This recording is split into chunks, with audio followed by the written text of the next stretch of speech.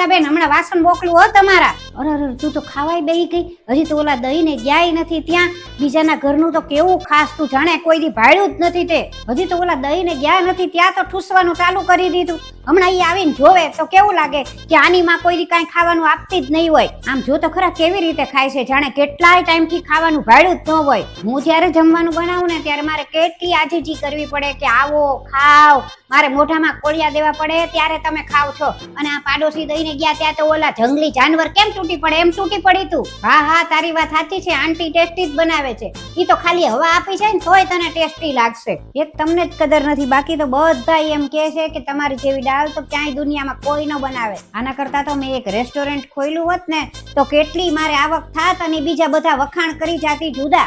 એક કામ કરો, જાઓ આંટીના ઘરે જ રહેવા વયા જાઓ, ત્યાં તમને સારું સારું બનાવીને બધું દેશે. મારી તો કોઈને કદર જ નથી કે માં આટલા વર્ષોથી તમને ખવડાવે છે.